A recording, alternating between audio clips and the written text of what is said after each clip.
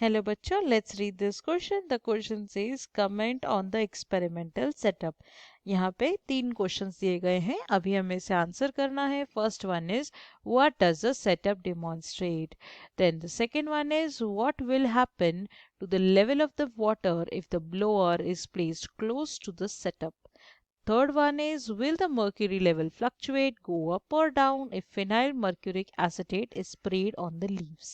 तो अब यहाँ पे हम लोग एक एक करके आंसर देखेंगे. First one is what does a setup demonstrate.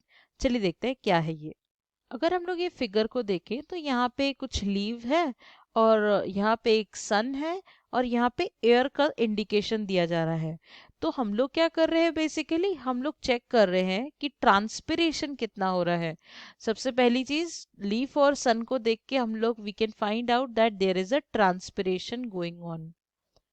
There is a transpiration. Second thing is यहाँ पे एक एयर करके हम लोग को यहाँ पे मार्किंग है. तो एयर व्हेन वी से it is what blower. we are inserting some blower and we are trying to check the effect of this. So we can write this question as to identify the effect of high wind speed या wind speed भी लिख सकते हैं हम लोग, ऐसी कोई बात नहीं है. High wind speed on transpiration, यानी कि कितना इफेक्ट पड़ रहा है अगर हम लोगों ने एक ब्लोअर रखा तो what will be the effect on the transpiration. अब हम लोग नेक्स्ट क्वेश्चन पे जाएंगे. नेक्स्ट क्वेश्चन है what will happen to the level of water if the blower is placed close to the setup. अब ये हमारे क्वेश्चन का नेक्स्ट पार्ट. तो और ये काफी मेन पार्ट है. तो जैसे कि हम लोग जानते हैं कि ट्रांसपिरेशन काफी अलग अलग फैक्टर से अफेक्ट होता है. जैसे कि अगर सन बहुत ज्यादा शार्प रहेगा या बहुत ज्यादा शाइनी, बोल सकते हैं हम लोग, शाइनी रहता है तो प्रॉब्लम हो सकती है. Then if there is a more wind then also there will be a problem in the transpiration. So यहाँ पे भी बेसिकली क्या होगा, यहाँ पे जैसे ही देर विल बी ट्रांसपिरेशन, तो पहला ट्रांसपिरेशन होगा because of the sun. Okay, sun will cause the transpiration. Now the second transpiration is caused by the wind. जो ये हम लोगों ने एक्स्ट्रा विंड यहाँ पे ब्लोअर से लगाई ना, उसकी वजह से क्या होगा, मोर एंड मोर ट्रांसपिरेशन होगा. So more wind that means more transpiration. और ऑटोमेटिकली यहाँ पे क्या पूछा गया, लेवल ऑफ वाटर पूछा गया है. तो जितना ज्यादा ट्रांसपिरेशन होगा उतना ज्यादा वाटर एब्जॉर्ब होगा. सो level of water will fall down. तो हम लोग क्या बोलेंगे, ऑलवेज जब भी ट्रांसपिरेशन ज्यादा तो level of water come. Basically यहाँ पे हम लोग यही टेस्ट कर रहे हैं कि क्या डिफरेंस आ रहा है वाटर लेवल में. So this is our answer for the B1. अब देखते हैं C1. So option C says will the mercury level fluctuate, go up or down if the phenyl mercuric acetate is sprayed on the leaves. यहाँ पे हम लोग बोल रहे हैं phenyl mercuric acetate मतलब क्या, it is a kind of anti transparent.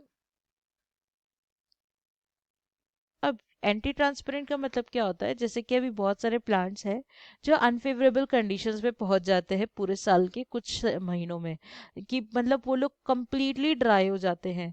ठीक है, because the sun is very strong for them. जैसे कि अभी we are facing a lot of climatic changes. So it can be possible जैसे बहुत सारा ठंडिया हुआ है तो बहुत ज़्यादा बारिशें भी हो सके और बहुत ज़्यादा गर्मियाँ भी हो सके. अब घर का कोई पौधा रहता है तो हम उसे अंदर उठा के रख सकते हैं, आंगन से उठा के अंदर रख दिया ताकि वो सन से प्रोटेक्ट हो गया. बट अगर यही बात हम लोगों ने की अबाउट इंटायर फार्म तो प्रॉब्लम हो सकती है. बिकॉज ज्यादा से ज्यादा ट्रांसपिरेशन की वजह से plant will die off soon. And जो हमारी पूरे साल की मेहनत रहेगी ना वो सब वेस्ट हो जाएगी. जैसे अभी चावल का दाना रहता है तो चावल को उगने में बहुत टाइम लग जाता है, बट अगर यही ट्रांसपिरेशन की वजह से वो बर्बाद हो गया तो ये प्रॉब्लम हो सकती है.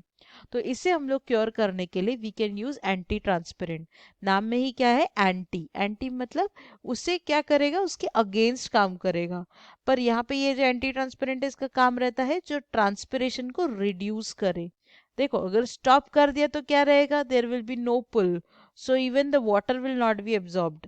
Okay, so it will just reduce the transpiration, reduce transpiration, and this is done here by the phenyl mercuric acetate. So इसकी वजह से जो क्या रहेगा, हमारा वाटर लेवल वो हमारा जो बच जाएगा, जो पूरा खत्म होने वाला था ना अभी, वो बच जाएगा.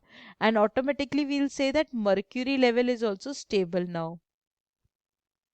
Mercury level is stable. So ये है हमारा solution for this question. First one is what? Effect of high speed wind speed on the transpiration. The setup demonstrates this. Then the B1 is what? The level of water will go down because there is an increased wind and increased transpiration consecutively. Or C1 is there is anti-transpirant getting sprayed, so automatically there will be reduce in transpiration, and so the mercury level will be stable. So this is our solution. I hope you have understood well. All the best.